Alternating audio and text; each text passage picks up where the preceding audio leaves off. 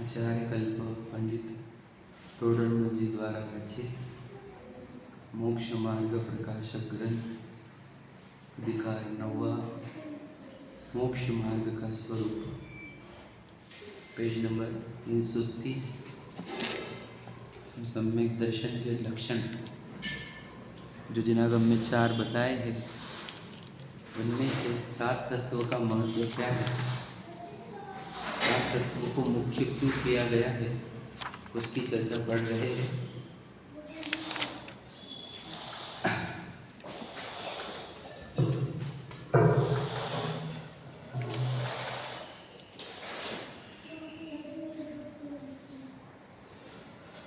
हम 330 पर तीसरे पैराग्राफ से प्रारंभ करते हैं। अथवा तत्वार्थ श्रद्धान लक्षण में तो देवादिक का श्रद्धान व आपापर का श्रद्धान व आत्म श्रद्धान गर्भित होता है, वह तो तुच्छ बुद्धियों को भी भासित होता है। तथा अन्य लक्षण में तत्वार्थ श्रद्धान का गर्भितपना विशेष बुद्धिमान हो उन्हीं को भासित होता है, तुच्छ बुद्धियों को नहीं भासित होता। इसलिए तत्वार्थ श्रद्धान लक्षण को मुख्य किया है। क्या कह रहे हैं, ध्यान से सुनेंगे हम सब लोग कि हमें सुखी होने की जो चाह है अनादि से, क्योंकि स्वभाव सुखरूप है और वस्तु अपने स्वभाव की ओर जाना चाहती है। प्रकृति का नियम है, जल है वो शीतलता की ओर दौड़ता ही दौड़ता है, उष्ण कर दो तो भी। प्रकृति जो है वस्तु, वो वस्तु अपनी प्रकृति को यानी स्वभाव को छोड़ती नहीं है कि नहीं। उबाल दो उसको पानी को कितना भी, जैसे तुमने उबालना बंद किया वो शीतलता की ओर दौड़ती है, वैसे ही आत्मा नाम की वस्तु है ना, कितना भी उसको आप धन वैभव खान पान घूमना फिरना दे दो, वो चाहेंगी तो सुख ही है, सुख की ओर ही दौड़ती है, सुखी होने के लिए प्रयत्नशील है। तो ये सुखी होने की प्रक्रिया क्या है, इस सुखी होने का नाम ही मोक्ष होता है। और उस सुखी होने के मोक्ष के प्राप्त होने के लिए मोक्ष मार्ग का उपदेश दिया गया है हमारे को। और वो मोक्ष मार्ग का उपदेश क्या है, सम्यक दर्शन ज्ञान चारित्र। ओ भैया डिस्टर्ब मत करो सबको। वह मोक्ष मार्ग क्या है, सम्यक दर्शन ज्ञान चारित्र। उसका अर्थ क्या बताया था हमने कि विपरीत अभिनिवेश रहित जीवादि तत्वार्थों का श्रद्धान, ऐसा भी कहा गया है लक्षण। देश गुरु का श्रद्धान, यह भी लक्षण कहा गया है। आपापर का श्रद्धान भी लक्षण कहा गया, आत्म श्रद्धान भी लक्षण कहा गया। यानी है क्या ये, हमें बस इतना विश्वास करना है, श्रद्धा करनी है और ज्ञान करना है कि मुझे सुख आएगा कहाँ से, बस इतना ही है। मुझे जब सुख चाहिए तो हमने सीधा प्रश्न ये उठना चाहिए हमारे को, सुख मिलता कहाँ। सही है, हमने ये प्रश्न कभी पूछा क्या किसी को कि सुख आता कहाँ से है, पूछा कभी? हम लोगों ने बुद्ध के पैसे से आता तो पैसे कमाने लग गए। परिवार बड़ा, परिवार से आएगा, परिवार में करके देखिए, बच्चे हो, पोते हो, है कि नहीं, बंगला रहो, प्रॉपर्टी रहो, अनुकूलता, निरोगता, सुंदरता, ये सब लोगों ने हमारे को बोले कि इससे सुख आएगा, पर किसी को आया क्या, प्रश्न ये है। देखो, तो इसी को बोलते हैं काल्पनिक जीवन, जो अपने सुख की कल्पना, सुख की प्राप्ति की कल्पना उन पदार्थों में करता है जहाँ सुख है नहीं, यही काल्पनिक जीवन है। तो ये जितने जीव जी रहे हैं संसार में जितने भटक रहे हैं, वे सब काल्पनिक जीवन जी रहे हैं। वे चाहते तो सुख ही है, लेकिन सुख का प्राप्ति का स्थान सही नहीं जानते, समझे कि नहीं। वे पुद्गलों के विभिन्न आकारों प्रकार में सुख प्राप्त होगा इस भ्रांति में जीते हैं। समझे कि नहीं समझे? है कि नहीं? हम हमारे को देख लो, हम क्या कर रहे हैं बता। हम सुख की आस पे जी रहे कि नहीं हो रहे? जी रहे। और काय की आस है हमारे को सुख के नाम पर? बता। संयोग में ही, संयोग से आएगा यही तो मानते हैं हम। अनुकूल संयोग को हम सुख का उगम स्रोत मानते हैं। तो हम बोल रहे हैं कि आप जो वैमानिक देव है उतनी अनुकूलता लाकर बताओ पूरे जीवन भर में मनुष्य में। और यहाँ का अगर वो चाहे वो एलन मस्क क्यों ना हो, वो भी वैमानिक देव जितनी अनुकूलता नहा नहीं सकता। और वैमानिक देव इतने अनुकूलता होने पर सुखी नहीं है। तो ये भ्रांति टूटनी चाहिए थी ना हमारी कि सुख संयोगों से आता है, अनुकूलताओं से आता है। ये भ्रांति टूटनी चाहिए। समझ में आया? फिर सुख आता कौन से पदार्थ से है, इसका उत्तर वैज्ञानिकों ने दिया। ठीक है, चलो ठीक है, बाहर कोई और गड़बड़ कर चुका है। तो सुख कैसे प्राप्त होगा, इसका उत्तर वैज्ञानिकों ने दिया। कौन वैज्ञानिक? कौन सा? आइंस्टाइन। वो वस्तु विज्ञान के एक्सपर्ट तीर्थंकरों ने दिया।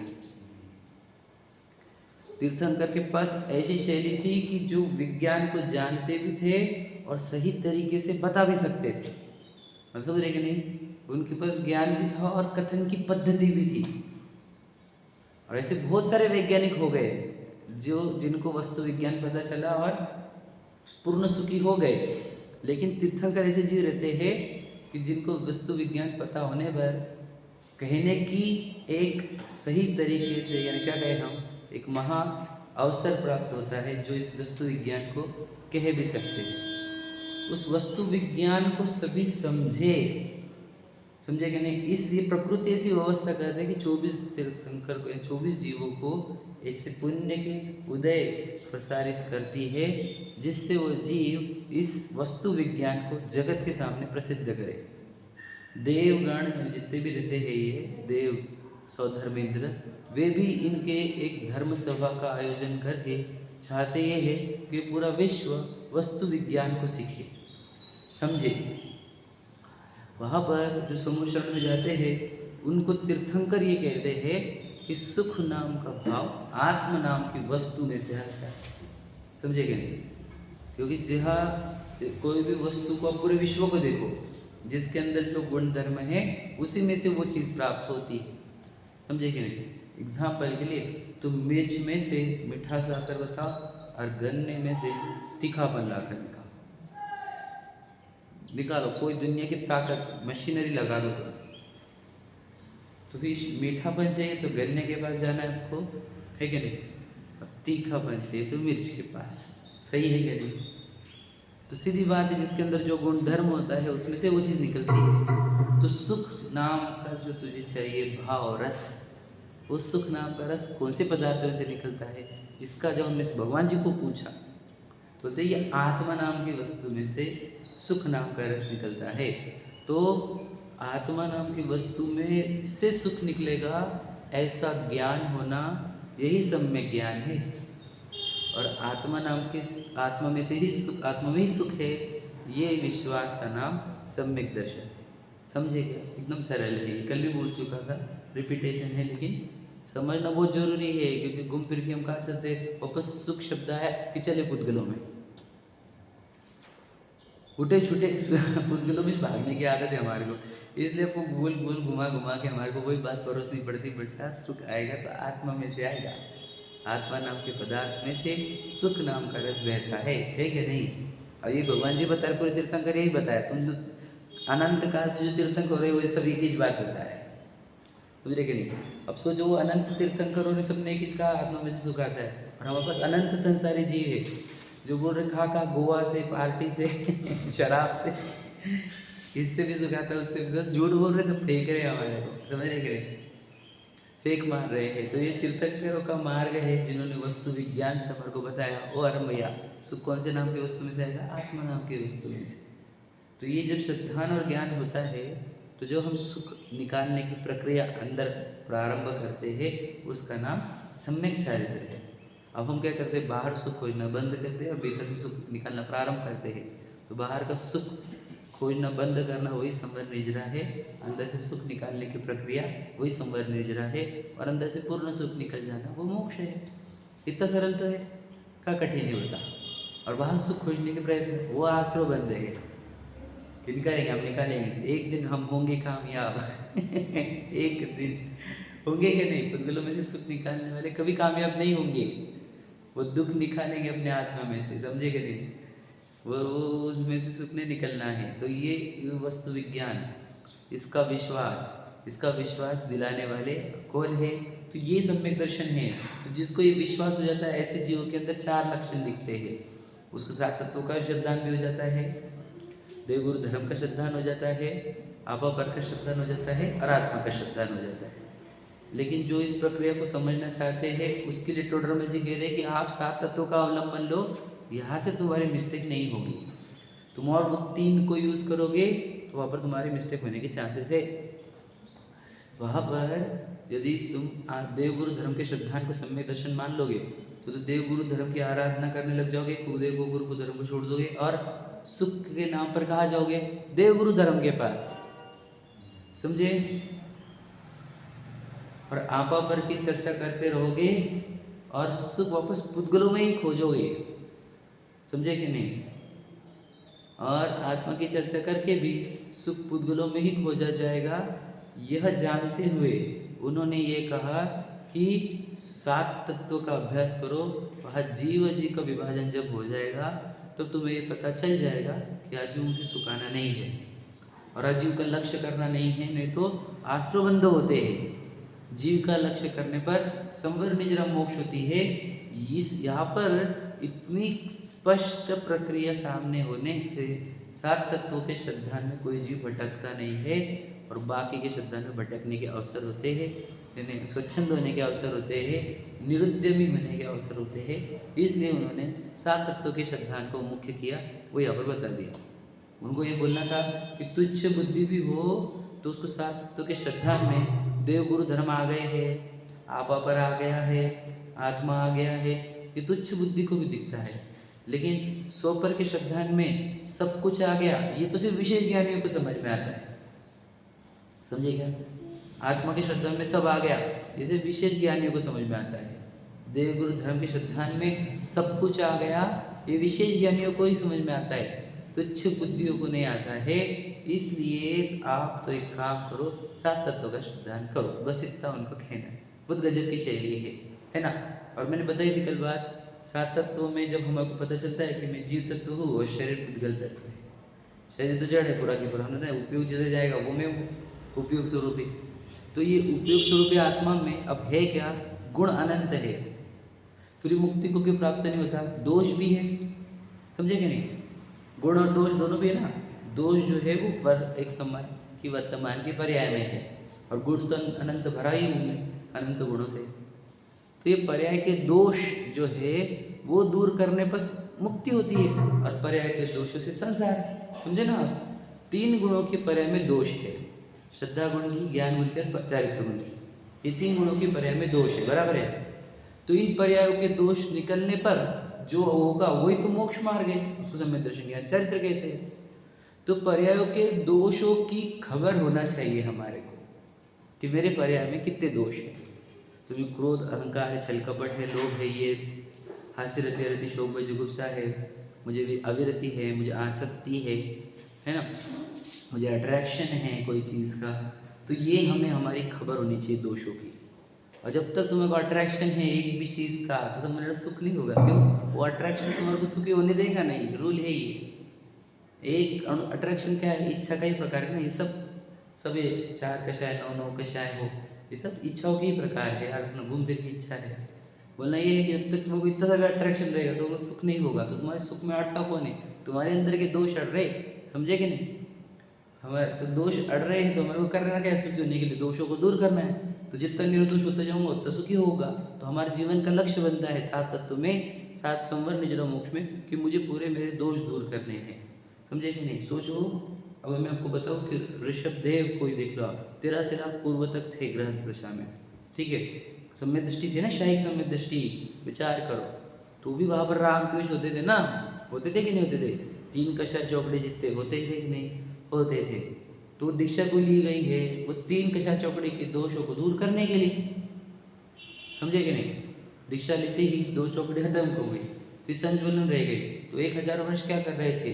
संज्वलन जितनी जो कषाय अपने अंदर है उसका भी नाश करने के लिए प्रयत्नशील थे, समझे कि नहीं? संज्वलन को कैसे कहा? कितनी जल के ऊपर की लकीर, जितनी ही ताकत रहती है लेकिन उतनी भी कषाय नहीं रहने देंगे हम, क्योंकि इतनी सी एक कषाय रह गई तो केवल ज्ञान नहीं होता। आपको कल बता दिया नकुल सहदेव का दृष्टांत, एक राग भाव, इतना बारीक सा शुभ राग, वो ना अनंत सुखी बनने दिया न मुक्त होने दिया, समझे कि नहीं? हाँ, भोगली भगवान जी का भी वैसे ही, हर जगह देख लो आप, एक दोष रह जाएगा ना, वो दोष कौन सा बोल रहे हैं? अप्रशस्त राग वाला तो बोल रहे हैं, प्रशस्त राग वाला भी रह गया तो इतना सोचो। तो मेरा जीवन जब निर्दोष होने वाला है तो मैंने प्रतिदिन प्रयत्न क्या करना चाहिए बताओ भला? निर्दोष होने का। तो मेरे निर्दोष होने की प्रक्रिया क्या है बोलो भला? एक ही प्रक्रिया है, हमें हमारे दोष पता होने चाहिए और उन दोषों को दूर करने के लिए हम प्रयत्नशील होने चाहिए। हमें हमारे दोष पता कैसे चलेंगे? स्वयं का आकलन करने से। यदि कोई हमारे ऊपर है, गुरु है, वो जो दोष बता रहे हैं, वो जो प्रायश्चित बता रहे हैं, वो स्वीकारने से। हमारे को यदि आसपास में भी शुभ चिंतक है, हमारे मोही नहीं, शुभ चिंतक जो हमारे आत्मा का भला चाहते हैं, तो उन्हें दिए हुए इंस्ट्रक्शन फॉलो करना चाहिए, समझे क्या नहीं? वो जो दोष बता रहे हैं उसको स्वीकारना चाहिए और उन दोषों को दूर करते चलना चाहिए। यही प्रक्रिया है, स्वयं का संशोधन करते हुए चलना है, समझे क्या नहीं? निरंतर स्वयं को सुधारते सुधारते सुधारते क्या होगा? जैसे तुम सुधारने चलोगे तुम्हारा जीवन आनंदमय हो जाएगा, कि दुख तो दोषों से ही है, दुख दोष दूर करोगे दुख दूर होगा, समझे कि नहीं? तो दोषों को दूर करने की प्रक्रिया 7 तत्वों में समझ में आती है। कि देखो, भले ही मैं सम्यक दृष्टि हो गया हो यदि एग्जाम्पल, तो 7 तत्वों में वो समझ में आता है कि मेरे अभी भी संवरण तो हो चुका है। निर्जरा का क्या है? तो निर्जरा के लिए प्रयत्नशील बनता है, समझे कि नहीं समझे? तो जब तक निर्जरा नहीं होती तब तक प्रयत्नशील बना रहता है, निरुद्यमी नहीं होता, आलसी नहीं होता और स्वच्छंदी नहीं होता। उसको पता है स्वच्छंद होने से तो आश्रयबंद हो गए, मुझे तो निर्जरा करनी है। इसलिए 7 तत्वों का श्रद्धान करने वाला सम्यक्ति होता है। ऐसे क्लियर कट ऊपर लिखा है पैराग्राफ में पढ़ाऊंगा आपको। वो बोलते 7 तत्वों की श्रद्धा से सम्यक तो होता है, रूल है ये सब चाहिए। ये तत्वार्थ श्रद्धानम सम्यक दर्शनम क्यों कहा गया? वो इसीलिए कहा जिसको तत्वों का श्रद्धान हुआ और उसको सम्यक दर्शन हुआ, समझे नहीं? और श्रद्धान क्या है? यही कि सब सुख मैं आत्मा हूँ और सुख में मुझ में से आएगा। कहाँ से आएगा सुख? लाओ के बताओ नहीं तो।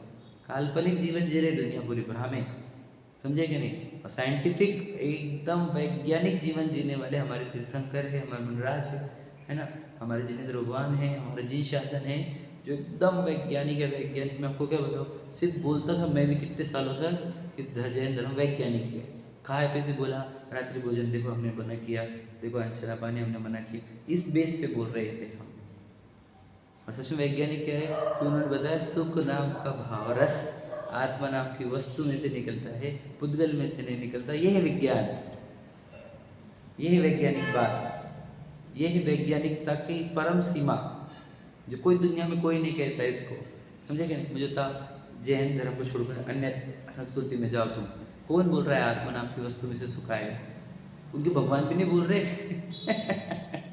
सोचो, गुरु की तो बहुत दूर की बात है, उनके भगवान ही सुख बाहर खोजते हुए दिख रहे हैं। तुमने क्या बोला कि जिनके वस्त्र होंगे उनको नहीं पूजना, बराबर है? जिनके अस्त्र शस्त्र होंगे उनको नहीं पूजना, ये बोला ना, समझे? हमने क्या बोला था कि जो सुख बाहर खोज रहे हैं वो खुद सुखी नहीं है, तो हमारे भगवान कैसे होंगे? ये लॉजिक था वो। लेकिन अब बच्चों को क्या सिखाया? बच्चों को बोल बेटा अस्त्र शस्त्र वाले नहीं चलेंगे, वस्त्र वाले नहीं चलेंगे। आप समझिएगा क्या कह रहा हूँ मैं? खुले आंखें वाले नहीं चलेंगे, क्योंकि समझ रहे, क्योंकि खुद ही सुख बाहर खोज रहे हैं। वस्तु विज्ञान से वो खुद दूर है, वो खुद सुखी नहीं हो पाए हैं, वो हमें सुखी कैसे करेंगे? लॉजिक समझिए क्या? वैज्ञानिक खतन था को गुरु को देव के पास क्यों नहीं जाने का? अब गुरु के पास क्यों नहीं जाने का? सोचो, सुख खोज रहे बाहर वो भी, फिर तुमको उपदेश भी देंगे, तुम्हें कलश घर पे रखो, समझे कि नहीं? तुम ये रखो, ये विधान करो, ये यंत्र रखो, समझे कि नहीं? ये मंत्र रखो, इसका उच्चारण करो तो तुम सुखी हो जाओगे। अब सोचो क्या बोल रहे हैं ये? भाई सुखी होने की विधि है कि ये संसार संसार सुख भी नहीं होता इससे।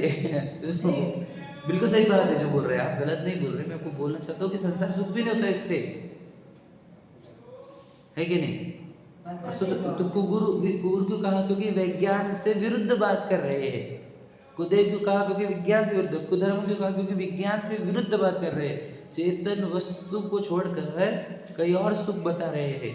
तो जैन धर्म में अभी इसमें अभी आओ, दिगंबर धर्म में आओ, बताओ आत्मा नाम की वस्तु में से सुख नाम का रस आएगा। ये कथन करने वाले कितने गुरु हैं बताओ? कितने लोग हैं? इसे समझ जाओ आप कि वैज्ञानिक कथन ही नहीं है, सच्चा कथन ही नहीं है। और किसी को सच्चा कथन कान पर पड़े तो समझो बहुत भाग्यवान जीव है, क्योंकि सच्चा कथन उसके कान पर पड़ा कि सुख नाम का रस आत्मा नाम की वस्तु में से आता है। आप समझे कितनी इम्पोर्टेंट बात है ये बहुत इम्पोर्टेंट बात है। आप समझना, रस हमारे हम कहाँ खोजे तो विश्वास हुआ क्या इस बात का? अब सोचो हमारे बात का विश्वास ना हो, तीर्थंकर की प्रतिमा भी यही बोल रही है। सभी लोग अब जो हम शिखर जी वंदना जा रहे हैं, तो शिखर जी वंदना में भी तो हमने विचार करना चाहिए था कि ये पर्वत पर क्या है ये। तो वो कुछ लोग बोलने कि यहाँ पे कुछ और अलग है, यहाँ पे कि वो त्रिकोणाकार अलग है, पिरामिड जैसे पोजीशन है, मतलब ये आप समझे क्या? यहाँ की मिट्टी भी कुछ अलग है, यहाँ पे जड़ी बूटियाँ वैसी है। अरे भाई आप समझे क्या नहीं? मतलब जब अंदर का कुछ पता नहीं रहता तो कुछ भी फेंक के मारना छोड़ दो। अब भक्तामर मंत्र से हीलिंग होती कि नहीं होती? मतलब कैसे बोले हम लोगों को? कुछ भी चलते रहता है दुनिया में, वैज्ञानिक बातें कुछ है नहीं। सिर्फ मेरे को बताओ क्या, एक ही धंधा चलता है दुनिया में, मूर्ख बनाने का बस। और खुद को भी बनाते हैं और दूसरों को भी। मैं आपको बताऊँ, ये जिनवानी सिखाने वाली विधि, जिनवानी जो दिल से सिखा रहा है, पवित्र हृदय से, अंतःकरण से, उसको छोड़कर सब जगह मैं आपको क्या बोल दिया? सब मूर्ख बनाने के धंधे।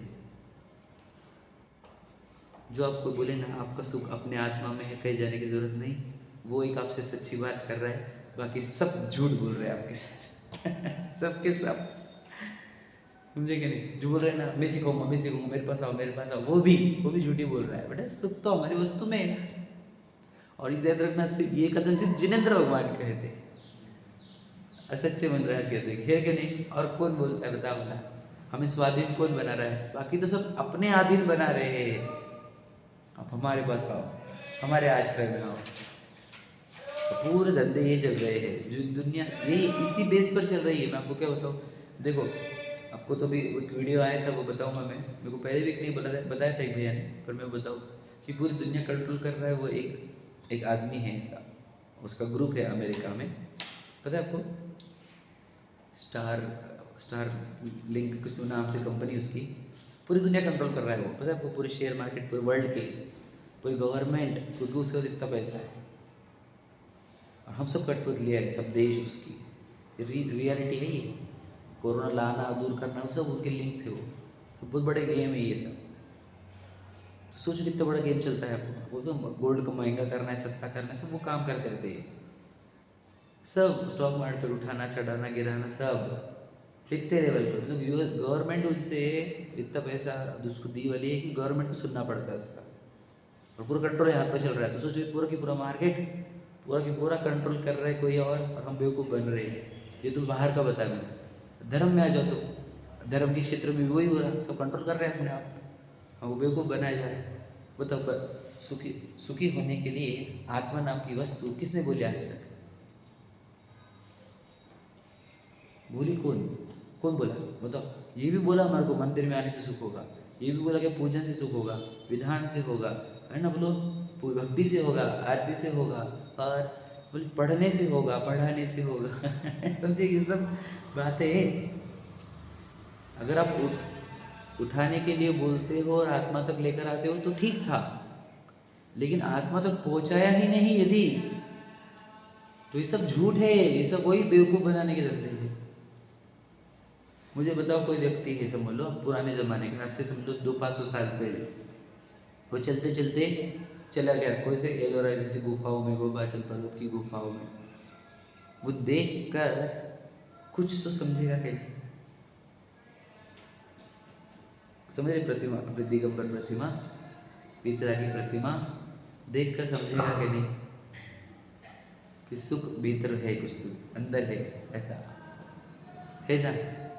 वो प्रतिमा इतना बोल देती है, इतनी, समझ रहे? पूरे जगत के सब प्रश्नों का उत्तर वो वितराग मुद्रा है। और वहाँ पर भी यही बताया जा रहा है कि अपनी वस्तु में से सुख आएगा, समझे? और ये कथन और कहीं पर नहीं है, बस ये बोलना है मुझे। इसलिए कहीं भटकने की ज़रूरत नहीं है, कहीं और जाने की ज़रूरत नहीं है। सिर्फ एक अपने आत्मा का आश्रय लो, और आत्मा का आश्रय नहीं लेते हैं तो जिनवानी का आश्रय लो। जिनवानी से आत्मा का और आत्मा से सुखी होने का, यही मार्ग है ये, और दूसरा कोई मार्ग ही नहीं है। समझे कि नहीं? तुम ढूंढ लो ना, तुम करके देखो परमुटेशन कॉम्बिनेशन, कौन से छोड़े हमने? भवन में जी भर घूम चुका, कण कण को जी भर भर देखा। कोई चीज़ छोड़ी हमने? कौन सी चीज़ छोड़ी? कोई जगह नहीं छोड़ी, कोई काल नहीं छोड़ा, कोई पुद्गल नहीं छोड़ा, सब कुछ कर लिया, सब परावर्तन हो गए हमारे, अनंत हो गए। तो इसलिए बोलना ये है, एंड जब जब चैप्टर एंड होता है तो ये बात सुनने को मिलती है कि सुख आत्मा में से आएगा, यानी जिसका किनारा आया है अभी, अब जो भटकना जिसका बंद होने वाला है, ऐसे जीवों के कान पर ये पड़ेगा कि सुख आत्मा में से ही आता है। और याद रखना, जो ये सुनकर आत्मा में से सुख निकालने में प्रयत्न करेगा, समझ लेना वो किनारे पर आकर पार हो जाएगा। और जो सुनेगा तो सही, हाँ सही बात है, आत्मा में से सुख आता है, फिर चले पुद्गल में, वो फिर लौट जाएंगे उसी संसार में जहाँ पे अनंत जी सुख खोज रहे पुद्गलों में। हम सुन सुन के भी वैसे नहीं कर रहे कि आत्मा में से सुख आएगा। हाँ, किधर से सुख आता है? आत्मा में से। एक भी जन नहीं बोलेगा अगर पुद्गल में से, बोलेगा? साध्य में बैठने वाला एक भी व्यक्ति नहीं बोलेगा कि पुद्गल में से सुख आता है, और एक भी जन मानता भी नहीं आत्मा में से सुख आता है। समझे कि नहीं? इसलिए बोलते श्रद्धान चाहिए हमारे को, बोलना बड़ मत कर दे रही, पोपट फैंसी बात है। श्रद्धान बता, विश्वास है तुझे कि आत्मा में से ही सुख आएगा? हम तो बोलते हैं ना, 6 महीने लो तुम, ढूंढ के लाओ सुख एक आधे पदार्थ में से लाओ। सोचो हमने क्या नहीं किया, बताओ। सोना का, सोना आ गया कि नहीं? प्रॉपर्टी आई कि नहीं? गाड़ी बंगले आ गए ना? सब कुछ आ गया, बताओ बोले सुख आया क्या? कोई बोले हमारे कि मुझे सुख आ गया, बताओ ढूंढ के, चैलेंज है ना हमारी, एक भी ढूंढ के। फिर भी भटकना है क्या अभी भी? अब बता, रास्ता मिलने पर भी भटक रहे हो तो कैसी बात हो गई है? रास्ता तो मिल गया, सुखी होने का रास्ता किधर है? समझ रहे कि नहीं समझ रहे? इधर है, हम जाओ जाओ जाओ, नहीं वो देख के तो आता हूँ, तो कितना देर देखेगा भैया? अनंत काल बीत गए देख के, तो कभी अभी थकान नहीं हुई तुझे? ठीक है, तो अभी अभी निकलता नित्य निगोर से और घूम के आया, देख के आया, ठीक अलग बात है। पर तू तो बहुत, अभी तो त्रस्त में आके भी कितने काल हो गए तुझे, स्थावर में आके, समझ रहे कि नित्य निगोर से निकल के इतने काल बीत गए, क्या क्या देखना बाकी रह गया तेरा? और सुख आएगा क्या? मिट्टी में से सुख कैसे निकल सकता है? तो ये है जिनवानी का महान सिद्धांत जो मैं आपको बताया। घूम फिर के आपको यही बात बनाना पड़ेगा। मतलब क्या समझो, मैं अनंत काल बाद आऊँगा, अगले तीर्थंकर रहेंगे अनंत वाले बाद में, तो वो क्या बोलेंगे सुख कहाँ से आता? और सुनना क्या पड़ेगा आपको, और समझना क्या पड़ेगा? यही बात घूम फिर के। तो इसलिए अच्छा है कि आज ही स्वीकार लो, जो अनंत काल बाद करना है वो अभी कर लो, है ना? घूमो मत, भटको मत। भटकाने वाले कितने हैं? हर कोई और तारने वाले सिर्फ वो है तीर्थंकर, जो आपको ऐसी मुद्रा और ऐसे उपदेश देते हैं जिसमें से आप अपनी वस्तु तक पहुँचो। मैं आपको बताऊँ, वहाँ पे ज्ञान निकल रहा कि नहीं निकल रहा? जब ज्ञान ऑटोमेटिक निकलता है, सुख भी ऑटोमेटिक ही निकलता है वहाँ से, नहीं निकल रहा क्या? मुझे बताओ, जितना भी सुख निकला है आज तक, समझ लो हमने एंजॉय किया रसगुल्ला, तो वो सुख किस में से आया ये बताओ? आपको भी प्रश्न पूछता हूँ मैं ठीक है, वो काल्पनिक सुख था, वो सही बात है, एकदम पक्की बात है, कोई काल्पनिक सुख था, वो रसगुल्ले से आनंद आया था वो, पर वो आनंद आया किस में से था ये बताओ मुझे आप। रसगुल्ले में से आया था क्या? ये तो समझो आप, काल्पनिक आनंद भी आत्मा में से आता है, तो रियलिटी वाला आनंद भी तो आत्मा में से ही आएगा। हाय, सुख आए, सुख का अनुभव हुआ कि नहीं वहाँ पर? और मैं बोलता हूँ ना सुख है वहाँ पर, पक्का बोलता हूँ मैं आपको, समझिए कि नहीं? कैसे सुख है वो कि पहले अंदर आत्मा में आग लगाई, और फिर वो आग बुझी तो तो सुख है। हम माना थोड़ी कर रहे इस बात का, लेकिन वो आया कि नहीं आनंद, आया कि नहीं? हाँ आया ना, लेकिन वो भी आत्मा में से जाया ना, समझे क्या नहीं?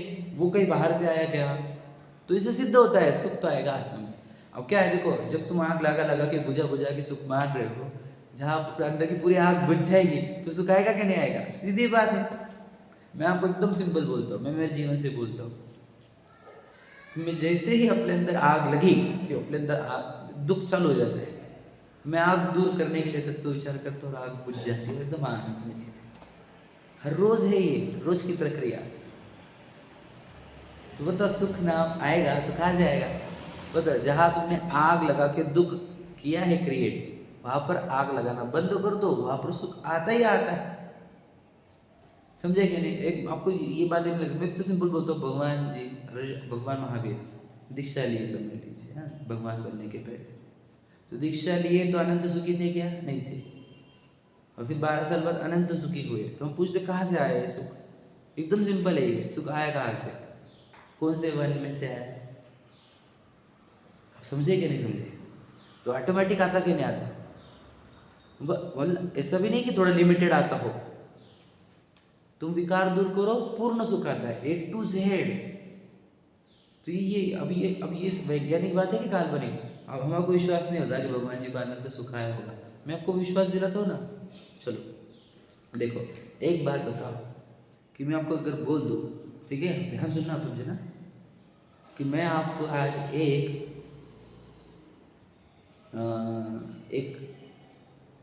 क्या बोलते व्यंतर देव देता हूँ, एक मेरे कांटेक्ट है उनसे, ठीक है, सीरियसली बोल रहा हूँ तो उनको मैं आपको देता हूँ, और वो आपके घर परिवार, बच्चे, प्रॉपर्टी, पैसा, हेल्थ सब देख लेगा, ठीक है? आपको एक पैसे की भी चिंता करने की जरूरत नहीं, वो पूरा देख लेगा। समझे क्या? बताओ कैसा फील हो रहा है आपको अगर कोई है वेंकर? तो थोड़ा फील हुआ क्या? चेंज हुआ ना? कहाँ से आया? आप समझ रहे क्या बोल रहा हूँ मैं? आया कि नहीं अंदर से? क्योंकि जो एक आग थी टेंशन वाली, उसको देखने वाला कोई है, वो टेंशन गायब हुआ तो अच्छा लगा कि नहीं लगा? आप समझ रहे क्या बोल रहा हूँ मैं? ऐसे ही जब हमको 6 द्रव्य दिखते हैं, उनकी गुण पर्याय दिखती है, और सब अपना अपना काम कर रहे हैं, दिख रहे हैं, तो मेरे अंदर से जो भार दूर होता है तो वो आनंददायक है, मंगलमय है। क्या बताए हम? वस्तु स्वरूप विचार खुशी से, समझे कि नहीं? वस्तु का विचार करते इतने आनंद आता है कि सब द्रव्य जब अपना काम कर रहे हैं, मेरे ऊपर कोई भार नहीं है, समझे कि नहीं समझे? तो इतना आनंद आने लग जाता है अपने अंदर से, क्या बताएं हम? क्या बोला? आनंद के झरने झरते प्रदेशों से, समझे कि नहीं? सर्वांग निजात्म प्रदेशों से अमृत के निर्झर फूट पड़े, ये लाइन है कि नहीं? सर्वांग निजात्म प्रदेशों से अमृत के, अमृत मतलब आनंद, अमृत के निर्झर मतलब झरने फूट पड़े। समझ रहे? ये झरने फूटते हैं कैसे? जैसे ही तुम इन विषयों को पढ़ाए देखो, उधर का भार खत्म करो, अपने आत्मा में से आनंद बहना प्रारंभ हो जाता है। सच बता रहा हूँ मैं आपको, हमको बताओ सिंपल, मतलब भगवान महावीर है, हाँ, वापस हुई दीक्षा लेने के पहले 30वें साल में, समझे? दीक्षा लेने के 5 मिनट पहले और दीक्षा लेने के 5 मिनट बाद आनंद के झरनों में अंतर पड़ा कि नहीं पड़ा, ये प्रश्न है मेरा। प्रश्न समझे क्या? कैसे फर्क पड़ा ये बताओ, कोई बताएगा टेक्निकली? बताओ।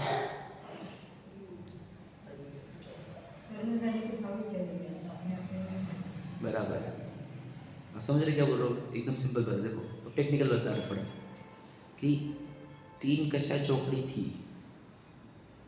दीक्षा लेने के पहले, दीक्षा लेने के बाद एक ही बची, बराबर। आनंद के झरने हैं दीक्षा के बाद, आनंद के झरने वहाँ पे प्रारंभ हो रहे हैं, यहाँ पर नहीं है क्योंकि यहाँ पर गृहस्थी है, वस्त्र है, आदि है, बर्डन है। और इधर गए कि पूर्ण आनंद है। सोचो मुनिराज को हर क्षण, हर भावलिंगी संत का हर एक समय पर असंख्यात गुणी विशुद्धि, असंख्यात गुणी निर्जरा निरंतर होती रहती है। तो ये जब हो रही है निर्जरा और विशुद्धि, विशुद्धि मतलब समझ रहे, दोष का नाश होना और शुद्धि की वृद्धि होना, तो वो उससे क्या होता है, आनंद बरसता है, अंदर से फूटता है आनंद। और वो इस आनंद से जब बाहर नहीं आते, इसका नाम लोगों ने उपवास कह दिया, इसका नाम लोगों ने तपस्या कह दी, तप कह दिया। क्या कर रहे पता है आपको, अपने आनंद, अपने निराकुल आनंद को भोग रहे हैं और तब बाहर नहीं आए तो लोगों ने इसको तप बोल दिया गया, उसको ध्यान बोल दिया गया। समझे कि नहीं?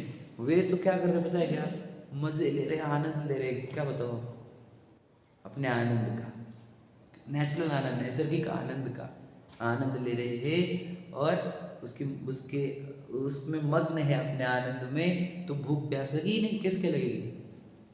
तो लोगों को उपवास कर ले, उपवास कर ले। समझे? आज एक समय ना आप क्लियर कट, इस सुख अंदर से आता कि नहीं आता? एक बात बताओ, बेटी की शादी आज है और वो पुराने ज़माने वाली, समझ लीजिए कि दहेज वाले हैं और कभी भी रिश्ता तोड़ देते। पहले की केस पता है ना आपको? तो आज अच्छे से विवाह हो जाना होगा उसका, है ना? वो विदा हो गई ना यहाँ से, तब तक बहुत बर्डन है, क्योंकि एक चीज़ गलत हो गई, हमारे को नहीं चाहिए तुम्हारी बेटी, ऐसा बर्डन है अगर आपके ऊपर। तो पता है पहले होता था ऐसा, पिक्चर देखी होंगे आपने। तो एक बात बताओ कि जैसे ही बेटी विदा होती है कैसा लगता है? अच्छा लगता कि नहीं होता कि नहीं? तो वो ये जो फीलिंग है बेटी के विदा होने का, वैसा ही फीलिंग होता है मुनिराज बनने पर। समझ रहे हो? अब सब अपने अपने, अब बेटी बेटी खुद का। अब हमने जब दीक्षा ली तो माँ बाप, भाई बहन, पत्नी, बच्चे सब तुम्हारा, और फिर अब हम आराम करेंगे अपने स्वरूप। समझ रहे? ये सब कंक्लूजन काहे के लिए है? एक बात सिद्ध करने के लिए कि सुख आत्मा में से आता है, बस। अगर तुम इसको नहीं मानते हो तो मैं आपको बोलूँ कि अगर किसी इतना सुनने पर भी नहीं मानोगे तो आपको भला कोई नहीं कर सकता, कोई भी नहीं कर सकता। सुनो, सुनने को ही नहीं मिला अनंतों को, तो बेचारे वो है, और सुनने वालों को नहीं समझ रहे तो अभाग्यवान कौन है ये बताओ पहले तो। जिनको सुनने नहीं मिला वो, कि सुनने के बाद नहीं स्वीकार रहे वो। क्या भैया, प्रीतम भैया बोलो, कौन अभाग्यवान है? नहीं मिला वो, दोनों पे अभाग्यवान। ज्यादा कौन है बताओ? ज्यादा कौन है बताओ? जो सुनकर भी नहीं समझ रहे ना वो, क्योंकि इतना नजदीक आने पर भी खाने रहे, समझ रहे? तो फिर अब भाग रहे थोड़ा सा, इसके अभाग्य की महिमा अपने से तो नहीं कही जाती बढ़िया, क्या बोले हम इसको। सोचो, मैं आपको बताना चाहता हूँ एकदम सिंपल सिंपल पिक्चर। इधर आंखें बंद होगी हमारे, हम कहाँ फेंके जाएंगे, कोई लिमिट नहीं है उसकी, को पता नहीं है कि क्या क्या होता है जीव के साथ। आप वो भी तो सब इन पार्टियों में घूमने फिरने में व्यस्त है, हम क्या पता है कि क्या होता है जीव का। इधर आंखें बंद होगी और हम ऐसी जगह पटके जाएंगे, काय का कुछ इंद्रियां पांच रहेंगी कि नहीं वो भी नहीं पता। एक इंद्रिय रहेगी, वो निगोद भी रह सकता है कुछ भी। और बताओ, सुख आत्मा में है, ये चर्चा बढ़ाने के लिए आपको पता है कितना काल लगने वाला है। इसलिए बोला ना, हमारे से तो अभागी के महिमा के, क्योंकि हमने पूरा बता दिया, समझा दिया, फिर नहीं कर रहा है आत्मा में। नहीं नहीं, हमारे पास पत्नी बच्चे है, व्यापार है, गृहस्थ है, हम जरूरी है, ये सब बातें बहुत डेंजर लेकर जाएगी। ये आर्ग्यूमेंट हमारे को तो दे सकता है, तू कर्मों को थोड़ी दे सकता है कि नहीं? हमारे से तो बच जाएगा तू। बोले ठीक है कर लो। तो कर्मों को बोलेगा कि नहीं मुझे नहीं जाना, निकुत मुझे नहीं जाना, सुनेगा वो? तुम्हारा आर्ग्यूमेंट याद रखना। वैसे रूल है ये, जो ज़्यादा क्या बोलते हैं उसको, रीजनिंग देता है उससे सिद्ध होता है उसको काम करने नहीं होते।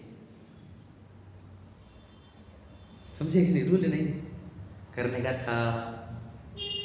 और मुझे एक भैया है हमारे पहचान के, नाम समझ गए होंगे, अरे भैया तुम्हारे पास ही जा रही था हमारे को, अरे तुम्हारे कुछ फ़ोन करने का था, अरे तुम्हारे पास जाने का। बोले यार तुम हमेशा एक ही बात बोलते रहते तुम्हारे कुछ फ़ोन करने वाले थे, तुम्हारे पास ही जाने वाले थे। तो ये समझ गए हम तुम्हें को करना नहीं, ये सब बातें ही। अरे हमें करना था मोक्ष, अरे हमें जाने का था, तो क्या है, पोते हैं, बच्चे हैं, परिवार है, अब क्या है, जाना ना है, ये है वो है, उससे थोड़ी बच सकते। तो समझ गए हम, देखो करना नहीं भैया। तुझे सीरियसनेस पता नहीं इस मनुष्य भाव की, इसका एक क्षण कितना महंगा होता है, तुझे कदर नहीं है इस चीज़ों की। एक समय की अनुकूलता लाने के लिए कितने पापड़ बेलने पड़ते, छोटा थोड़ी, और ये सब बेल के आया है तू। और ये अनुकूलता लाने के लिए, ताकि बोलो ये अनुकूलता में तू ये सुन सके कि आत्मा में से ही सुख आता है। और वो अनुकूलता का क्या हो जो लाई हुई थी वो, अब सुख आत्मा में ही सुनकर व्यस्त कहाँ हो रहे हैं, अनुकूलताओं में। अनुकूलता सुख कहाँ है, ये सीखने के लिए मिली थी, और सुख आत्मा में ही सुनकर अनुकूलता में जा रहा है। समझ रहे? होकर सुख में मग्न न फूलेगी, लाइन है ना? तो हम है नहीं उसमें, सुख में मग्न फूले नहीं है हम। लाइन तो बोल रहे हैं हम ऐसा,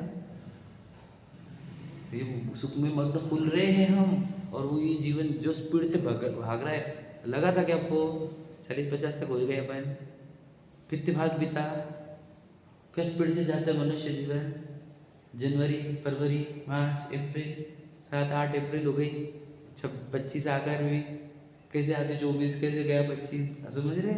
तो मनुष्य वो कैसे स्पीड से बीतता है, हम कहाँ मतलब खर्च हो रहा है मनुष्य वो। उसके पहले नहीं कुछ ज़्यादा कर पाओ ना, आत्मा से सुख नहीं निकाल पाओ ना, चलेगा हमारे को। सभी नक्की करके जाओ, क्या सुख आत्मा में से आता, कैसे आएगा? नहीं जाऊँगा ना तो सीधा आत्मा के पास भागूंगा। इतना भी कर लिया ना तुमने, बस है हमारे। इसका नाम ही सम्यक दर्शन है मेरा, क्या इसका नाम ही सम्यक दर्शन। मतलब सुख इतना पक्का या नक्की करके जाओ कि सुख आत्मा में से ही आएगा। बस इतना ही बोल रहा हूँ, बड़ा कठिन काम है, बहुत बड़ा। तुमको दीक्षा लेने को बोल रहे हैं हम, अणुव्रत बोल रहे हैं, 5 उपवास बोल रहे हैं, आजीवन त्याग बोल रहे हैं, अंशने जल का, शुद्र जल का त्याग बोल रहे हैं। क्या आपको ये नहीं बोल रहे हैं, एक ही बात बोल रहे हैं, अवैज्ञानिक बात है वो भी। और ये विश्वास से जाओगे ना, यदि देह छूटेगी तो याद रखना, इस विश्वास से जाओगे तो बहुत टाइम थोड़ी लगने का तुमको मुक्ति के लिए। हो गया ये क्या, कितनी देर बची हुई, जहाँ जाएंगे वहाँ बोले सुख, सुख शब्द आया, सुख नाम का भाव, सुख की पिपासा आई कि लगेगा कि यार आत्मा में से आता है वो। तो फिर आत्मा के अंदर दौड़ चालू होगी और वो संवर नजर रहेगी। समझे क्या नहीं? और वो प्रक्रिया कंप्लीट होते होते मोक्ष हो जाएगा। पर कठिन है ये मार्ग, कठिन तो है नहीं, बिल्कुल भी नहीं है। दिक्कत क्या है, हम कभी उसका सार नहीं समझ पाए। हमारे को शिखर जी जाना समझ में आता है, बताओ शिखर जी जाने में कितनी देर लगती? कम से कम 6 घंटे लगते चढ़ने को, शायद 4-5 घंटे, आई डोंट नो। हाँ सबका अलग अलग। हाँ 9 किलोमीटर है वो, घंटे नहीं 9 किलोमीटर है वो 27 घंटे कैसे? हाँ 12 घंटे। हाँ 6 जाने के 6 आने के, 12 घंटे में शिखर जी की वंदना होती है मोटी मोटी। 12 मिनट लगते नहीं आत्मा का भी वो, तो बहुत 12 सेकंड भी नहीं लगे। कितना कठिनाई है, मतलब सोचो, वो इजी टास्क तो है नहीं, मैं पक्का बोलता हूँ। ऐसा तो है नहीं हो कि कोई भी कर लेता है।